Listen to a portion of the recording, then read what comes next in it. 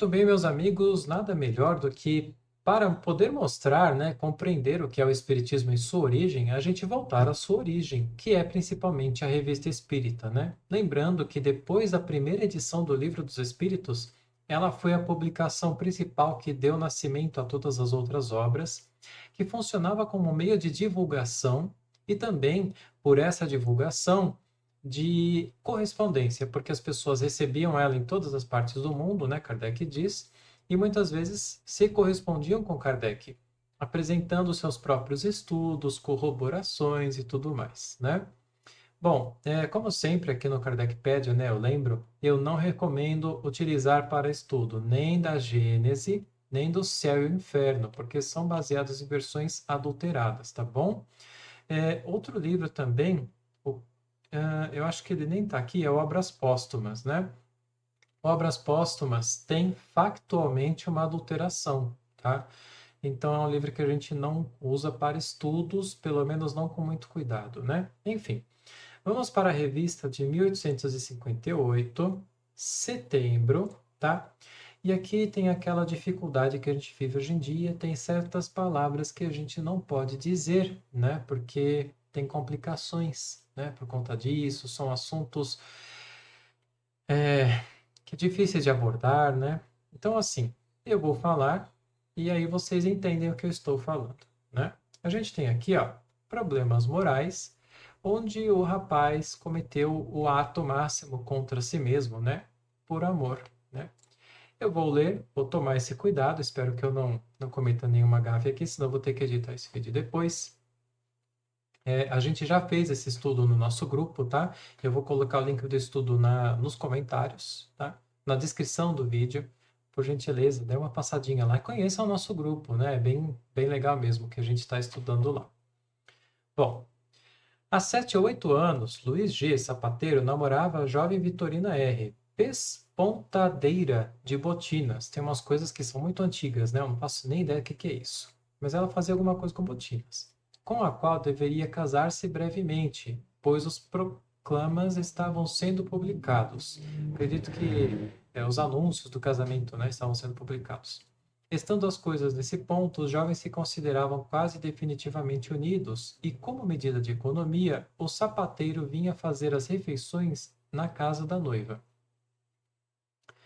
Tendo vindo, na quarta-feira última, como de costume, cear na casa da noiva, né, sobreveio uma discussão a propósito de uma futilidade.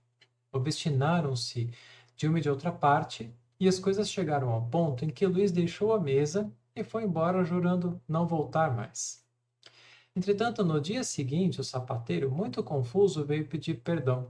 Disse que a noite é boa conselheira, mas a operária, talvez prevendo depois da cena da véspera o que poderia acontecer quando não mais houvesse tempo para voltar atrás, recusou reconciliar-se e nem os protestos, nem as lágrimas, nem o desespero puderam vencê-la. Entretanto, como já houvessem passado vários dias desde aquele arrufo, daquela briga, né? Esperando que sua amada estivesse mais tratável, anteontem à noite o Luís quis tentar uma última explicação. Chegou-se e bateu à porta de modo a se dar a conhecer, mas ela se recusou a abrir. Novas súplicas do pobre abandonado, novos protestos através da porta, mas nada demoveu a implacável eleita. E ela fez a sua cabeça, ela não queria mais saber dele, né? Então ele disse: Adeus, ó malvada! Exclamou enfim o pobre rapaz. Adeus para sempre. Procure um marido que a queira tanto quanto eu. Ao mesmo tempo, a moça escutou uma espécie de gemido abafado. Depois, como que o ruído de um corpo que caísse escorregando ao longo da porta, e tudo entrou em silêncio. Ela pensou que Luís se houvesse sentado à soleira para esperar sua primeira saída, mas prometeu a si mesma não pôr o pé na rua enquanto ele lá estivesse. Decorrida apenas um quarto de hora, um dos inquilinos que passava no pátio com uma luz, gritou pedindo socorro. Logo chegaram os vizinhos e a senhorita Vitorina, tendo aberto também a porta, soltou um grito de horror ao perceber no chão o corpo do seu noivo, pálido e inanimado. Todos se apressaram em prestar-lhe auxílio e procuraram um médico, mas logo verificaram que tudo era inútil, pois ele já deixara de existir. O infeliz moço havia enterrado no peito a faca de sapateiro e o ferro ficara na ferida. Ele pegou uma faca que ele tinha, né, de sapateiro lá, e cometeu aquele ato, né? O fato que encontramos no Le Siècle de 7 de abril último despertou-nos a ideia de dirigir a um espírito superior algumas perguntas sobre as consequências morais. E-las aqui, com as respectivas respostas dadas pelo espírito de São Luís na sessão da Sociedade do dia 10 de agosto de 1858. Uma coisa interessante aqui, né? Esse fato foi narrado em abril, né? Então provavelmente foi muito perto daquela data. E em agosto já estava sendo feita a evocação, né? Kardec frequentemente fazia, na verdade, eu já demonstrei que isso é a base do Espiritismo, né? Fazia evocações para sanar dúvidas, né? Era um assunto interessante, uma coisa, não um interesse vazio, mas interessante para a ciência, né? E aí, como é que ele estava? O que que aconteceu? O que que ele sente, né? Como é que está esse depois, né? Eu vou fazer a leitura de perguntas e respostas. Eu vou tentar simplificar quando houver coisa muito rebuscada aqui no meio, tá? As palavras. E vou, mais uma vez, tomar o cuidado. A moça, isso aqui já é evocação, tá? Ele pula normalmente o começo da evocação. Em algum dos artigos ele fala como é feito, é uma coisa muito simples, sem ritual, sem nada, né? É tipo pedimos que os bons espíritos possam trazer esse espírito, se for proveitoso, né? Enfim, alguma coisa muito simples. A moça, causa involuntária da morte do namorado, tem responsabilidade? Aqui a evocação é o espírito de São Luís, tá? Que era o dirigente, por assim dizer, dos trabalhos ali de Kardec, o dirigente espiritual, tá? Não é o moço ainda.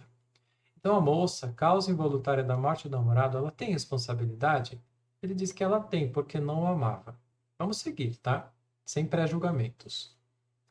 Para evitar essa desgraça, deveria ela desposá-lo? Então ela deveria casar com ele só para evitar isso aí, né? Embora ela não amasse, ela buscava uma ocasião para se separar dele. Fez no começo de sua ligação o que teria feito mais tarde. Então, assim, o que São Luís está falando é que ela não se interessava muito pela rapaz e ela queria se desligar dele. Isso que aconteceu foi um motivo, né, para ela usar. Assim, a culpabilidade consiste em ter alimentado nele sentimentos de que não partilhava e que foram a causa da morte do rapaz? Aí ele responde: sim, é isto mesmo, né? Então é como eu disse, não vamos julgar, né, com antecedência aqui e também não vamos tomar nenhuma palavra de espíritos como se fosse a expressão total da verdade, sempre lembrando disso, né? Vamos analisar tudo com racionalidade. Aqui o que ele está dizendo é a culpabilidade da moça, por quê? Porque ela alimentou naquele rapaz um sentimento que ela não tinha por ele, né? E aí isso fez criar toda aquela situação, uma situação de desespero que levou àquilo que levou. É claro que ela não tem culpa pelo ato do moço, né? Ele escolheu fazer aquilo, mas há que se pesar essas coisas, né? 4. Neste caso, sua responsabilidade deve ser proporcional à falta, que não deve ser tão grande quanto se ela tivesse, de caso pensado, provocado a morte. Resposta: isto salta aos olhos. Quer dizer, é claro, né? Se ela tivesse planejado e tudo mais, é claro que ela teria uma culpa muito maior, né? O ato supremo, entendam, né, de Luís, encontrava justificativa no desvario em que o mergulhou a obstinação de Vitorina. Então, esse ato que ele cometeu, né, encontra justifica nesse desvario, nessa incapacidade de lidar com aquela obstinação da Vitorina, né? Sim, porque esse ato que ele provocou, né, que ele tomou, provocado pelo amor, é menos criminoso aos olhos de Deus do que o do homem que quer livrar-se da vida por covardia, né? Entendam, gente, por favor, tá? São formas de dizer de uma época de homens que entendiam com uma cabeça, né? Uma sociedade ainda diferente da nossa. É muito importante lembrar disso, tá? Deus não cobra dívidas, tá? Quando a gente fala que um crime perante os olhos de Deus, é porque Deus nos dá a vida, né? E quando você faz aquilo, você está cometendo um erro, né? Esse erro vai te trazer consequências, né? Não é Deus que vai lá e te coloca essas consequências, nem outros espíritos que te obriga você a. Não, né? Não existe isso. O que existe é, isso vai te trazer consequências, elas podem ser mais ou menos graves, né, como a gente vai ver aqui, e dessas consequências você vai colher um aprendizado, e aí você vai fazer novas escolhas frente a esse aprendizado, né, para seguir em frente, tá? Observação. Dizendo que esse ato final aqui é menos criminoso aos olhos de Deus, evidentemente significa que há criminalidade, posto que menor. Isso aqui é coisa que Kardec está falando, né? A falta consiste na fraqueza que ele não soube vencer. É sem dúvida uma prova que sucumbiu. Os espíritos nos ensinam que o mérito está em lutar vitoriosamente contra as provas de todo gênero, que são a essência da vida terrena, né? Quem disse, aqui em cima, São Luís disse, né? Que seria menos criminoso, né, esse ato do que aquele que faz por covardia, né? O que ele quer dizer? O que a gente precisa entender disso, tá? O moço entrou num ato de desvario, né? Ele ficou, talvez com muita raiva, desesperado, não sabia lidar com isso e cometeu um crime bastante estúpido, né? Contra si mesmo. Só que existem aqueles, né, que querem cometer esse ato, né, porque eles, por se sentir, ele fala que é como se fosse por covardia. A gente tem que tomar muito cuidado, gente, para não querer julgar ninguém em situações, cada situação é uma, enfim, né? Mas o que ele quer dizer é que isso é mais desculpável do que aquele que premedita fazer isso porque ele não quer mais aguentar aquelas situações e tudo mais, né?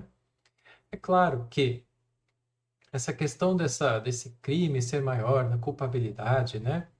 Como eu disse, não é uma questão de penas que virão, mas é a questão do próprio espírito. Aquele que pratica isso, aquele que praticou isso sem premeditar, sem pensar, ele não soube lidar e praticou, né?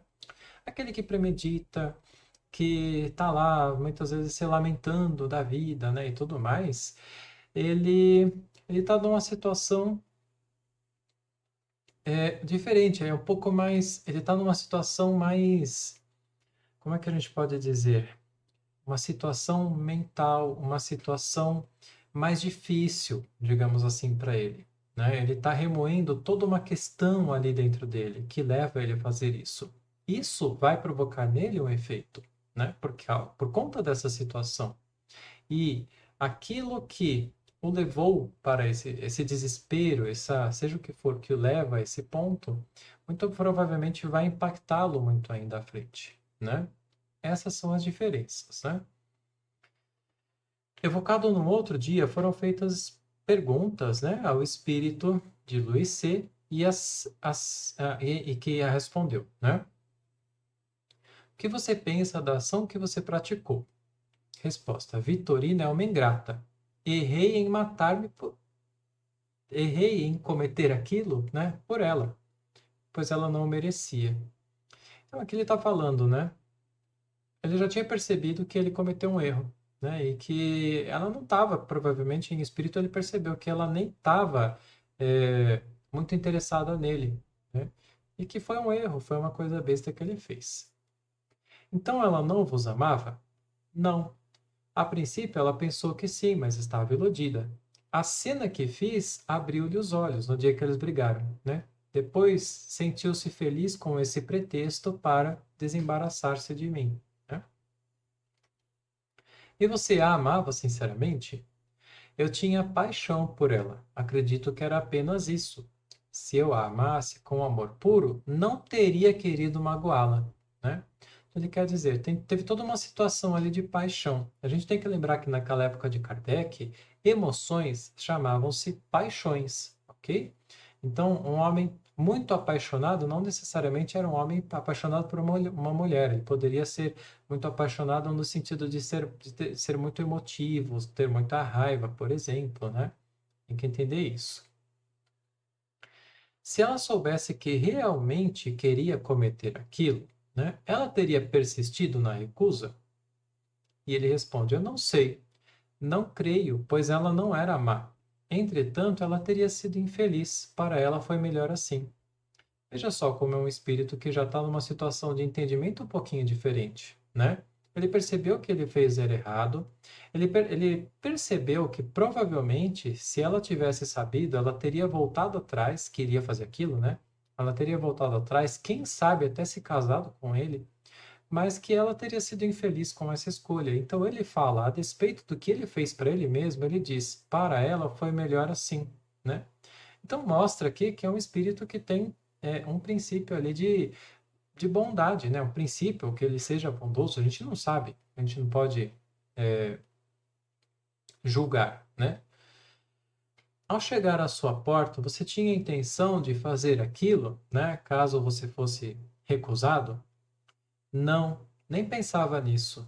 Não a supunha tão obstinada. Somente quando vi a sua teimosia é que fui tomado por uma vertigem, né?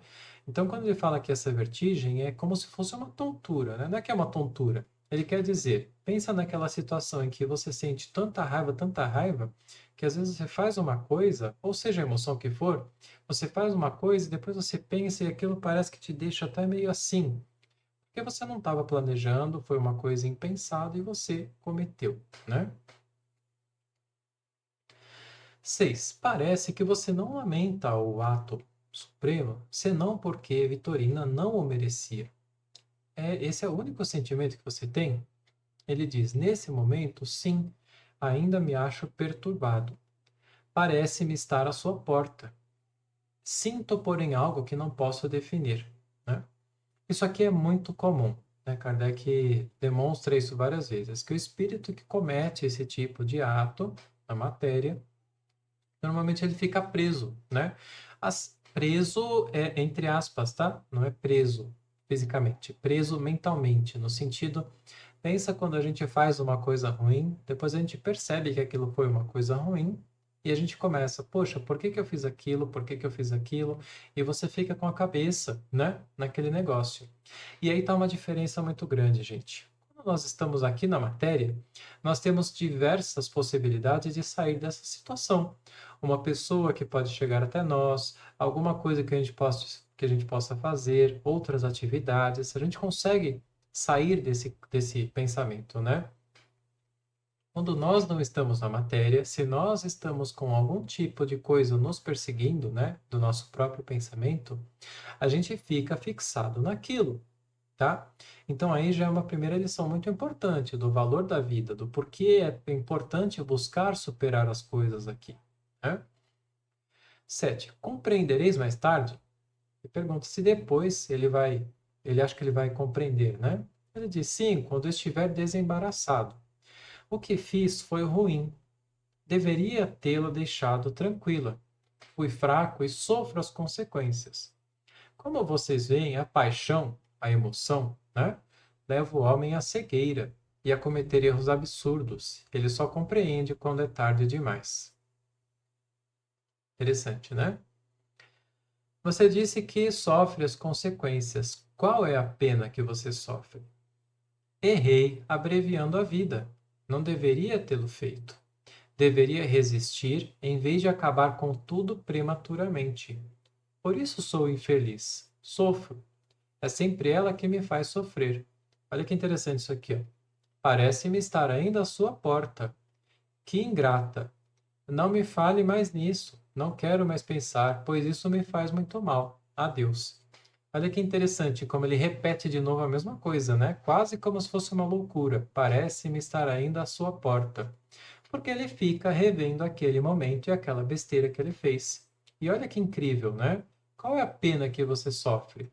Ele não diz que está em nenhum vale, que ele está afogado na lama, que está qualquer coisa do que muitos dizem por aí, né?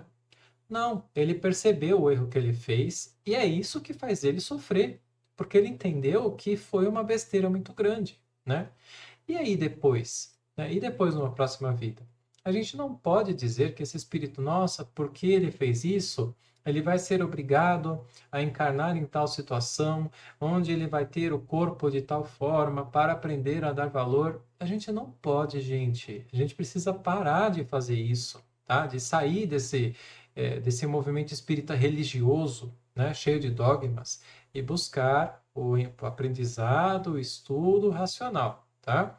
Aqui fica muito claro. Uma possibilidade. Uma possibilidade é que esse espírito compreenda que ele não sabe ainda lidar com as emoções e que ele escolha numa próxima vida justamente condições em que vão ajudá-lo desde criança a lidar com essas emoções. Que tipo de escolha? Bom, inicialmente, quem sabe, dois tipos são possíveis, né? Um seria escolher condições adversas desde criança, né? Para que aquilo te force, você crie uma capacidade, né? De passar por certas dificuldades, por seja o que for, né? Essa é uma possibilidade. Outra possibilidade seria talvez escolher uma família muito boa que pudesse te ajudar esse espírito a desenvolver essa fibra, né? Vamos dizer assim, contra essas emoções, contra essas dificuldades, né? Por uma coisa talvez mais pela educação ou pelo amor. Aí é cada espírito que vai julgar, né? De acordo com a sua capacidade de compreensão, vai fazer as suas escolhas, tá? E com base nessas escolhas vai seguir em frente, vai vir numa próxima vida. Nessa próxima vida ele pode suceder, pode de repente não conseguir, sucumbir de novo, e assim vai, até o dia que ele conseguir compreender, né? E nesse caso aqui, é isso, tá? Existem outros casos aqui que eu indico para vocês, de repente, se vocês quiserem, a gente faz um outro dia uma leitura, cadê? Acho que aqui em abril, palestras familiares, não, maio, não, tem aqui em algum lugar, tá? Um caso desses, tá? Que é o nome é que eu não posso dizer, é da Samaritana, tá? Da Samaritana. É bem interessante. Procurem aí. Eu vou pesquisar aqui rapidinho, ó. Samaritana. Aqui, ó. É junho de 1858, tá? Esse caso aqui já é um caso bem diferente, né?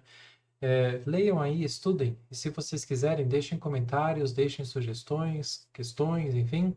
E a gente pode abordar ele depois num próximo vídeo. Tá bom? Espero que tenham gostado. Muito obrigado e até a próxima.